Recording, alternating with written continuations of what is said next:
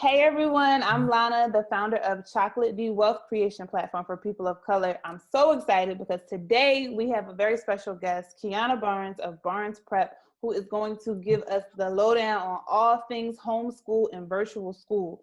Every parent that has been home, I'm not a parent myself, but I have been feeling you guys' pain about how difficult it's been to have your children at home with you, trying to teach them things that you don't even know yourself, and just how stressful that has been. So Keona is here to help with that stress and give us some hacks, homeschooling hacks and virtual schooling hacks. And for those parents out there who are considering homeschooling their children, she's going to give you some information about that as well. So welcome, Keona. I'm gonna let you introduce yourself. Hello, hi, I am Keona, mother, wife, entrepreneur, mompreneur.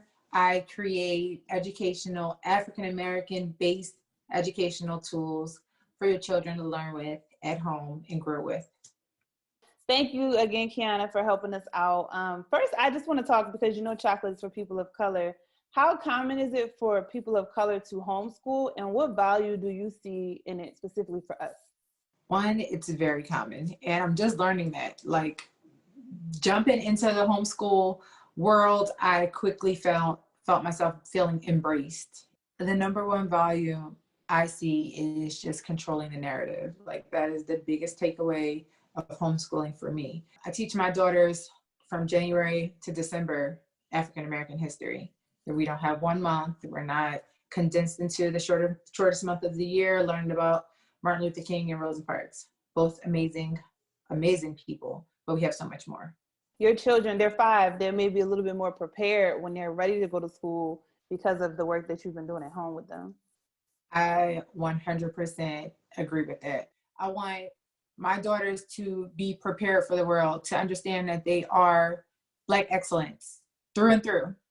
And they're not the first generation. You know, we've been doing this.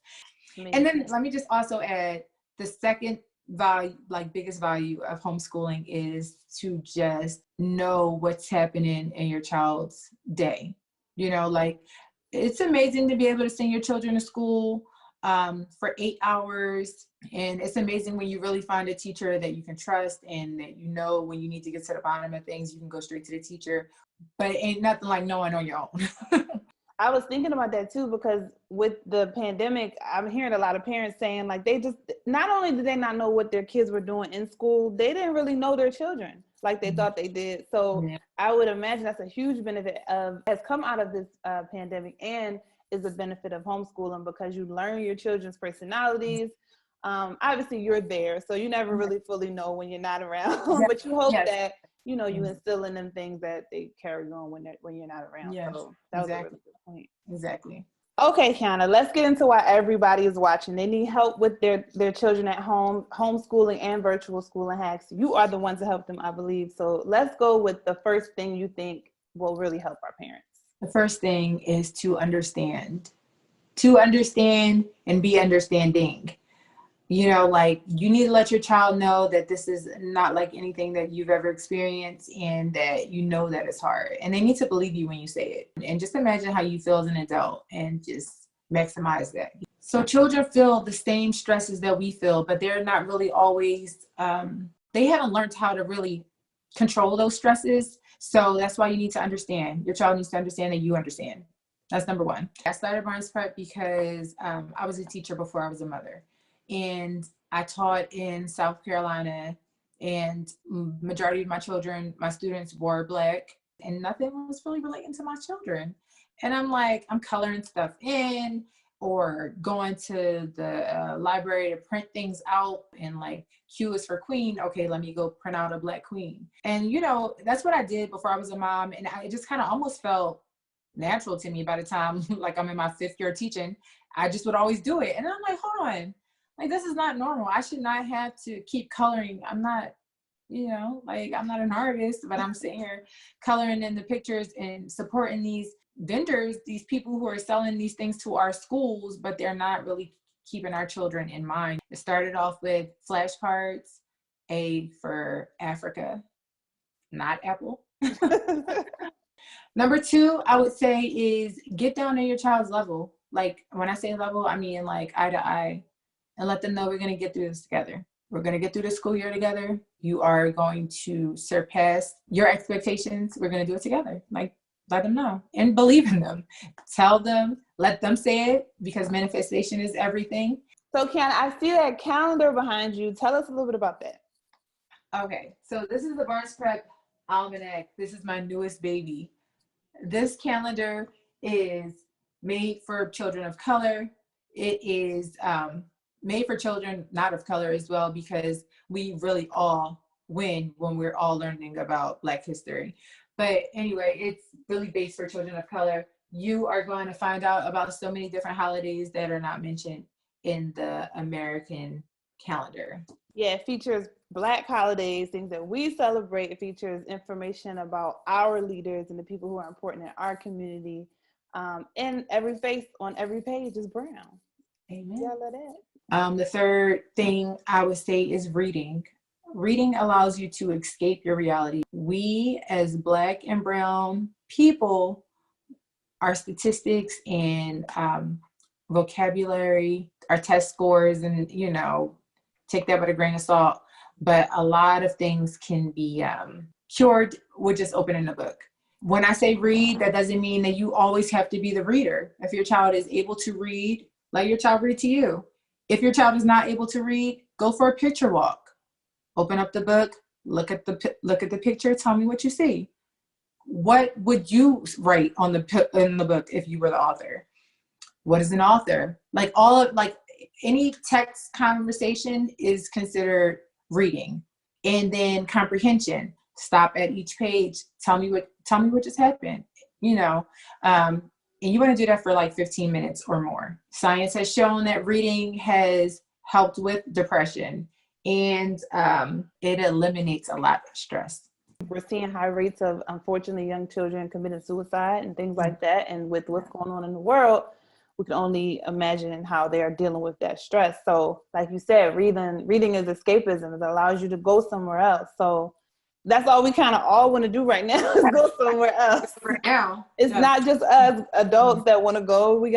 Kids live to explore. They haven't even seen some of the world. So I love a lot of our children are so used to it, like a lot of Black families are travelers, and a lot of Black families have had to sit their bottoms down. So the children are feeling that. I mean, you want to go to the beach, they want to go to the beach. So pick up a book, go to the beach. You can go wherever you can go wherever you want to go. Yeah. So these last two hacks that Keona's going to share with us are really, really important for parents who have kids who sometimes get a little anxious. They feel the need to move around. They have trouble paying attention, which is their children. So these hacks, I believe, will really help for the parents who are struggling and their children who are struggling with focus. Number 4, brain breaks. If your child was in school, depending on your child's age, your child would go outside at least 2, sometimes 3 times a day. So when you're in class virtually and your child gets a break, you need to make sure your child is getting outside and running and playing and enjoying the sun, taking it in. If you see that your child is at the computer and he or she is getting anxious or frustrated, what a lot of parents have to understand is you are your child's biggest advocate. So even if the teacher is not allowing them to stand up yet, or not allowing them to step away from the computer yet, you know your child best. So let your child get up, shake out the sillies, or whatever it is that you guys call it, or fun things. Hack number 5 is seating. What I want parents to understand is this is the time to rethink what school is. I mean, you could get a fluffy pillow, you can get a swivel chair, you can get a bouncy ball, because children need to move. A lot of children need to move. I'm not gonna say all, but a lot of children need to move about, and if ever the time to allow that is in the space of their own comfort zone.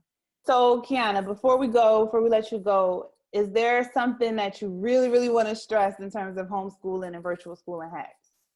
I do. I want to let parents know that it is totally okay. I mean, at least it was for me and all the teachers I know. For you to ask for time for your child's teacher to set aside to teach you, how to teach your child. It's no longer 2 + 2 is 4. We're learning so much differently. And we need to know how to, you know, continue education outside of school. So in terms of virtual school, send your child's teacher an email and just simply say, hey, you have time to, you know, connect with me on Zoom, or maybe if you don't have time for that, if you can send me an email, a detailed email on how am I supposed to do this, because I want to be able to teach my child when you're off, you know, so. Yeah, we're humans, or all of us. So we make mistakes, and it's nothing wrong with just asking the teacher, like, hey, I'm struggling, my child's struggling. What can we do? How can all of us, because you know, as a teacher, like it's mom, dad, kids, Grandma, it's a whole grandma, aunties, cousins, sisters, whatever. It's a village that takes. So that doesn't change because we're home. Almost you need the village more. Exactly. Now that you're home. So I think and I mean, I honestly, I don't really know what the school system is going to do when it's time to go back into the school. Honestly, I really don't think it's fair to fail children who were virtual schooled for the entire year. But if that is an option and that's on the table, that means that parents need to go into overdrive, because you got to make sure that doesn't happen to your child. And it's very likely with virtual school. Thank you so much, Keona, for sharing your wisdom. I think this is going to help a lot of people. Remember, again, like, we're all human. So don't take some pressure off yourself. Have some fun with your children, and you know, give yourself some credit, and let your child give themselves some credit, because learning is fun. Learning is fun. Learning is so much fun. And okay, I know we're done, but let me just say, if your child is in class learning about picking apples in an apple orchard, switch it up. We don't care. We don't care about Annie picking apples. What is your child like? Does little Johnny like to play Fortnite? I don't really know how Fortnite works, but make the math problem fit him in his Fortnite game. I want to thank Keona again for joining us and sharing all these wonderful, wonderful virtual and homeschooling hacks. If you're interested, you know where to reach her, Barnes Prep, on all social media platforms, and barnes-prep.com. I'm Lana. Once again, wealth begins in your mind. See you later, guys.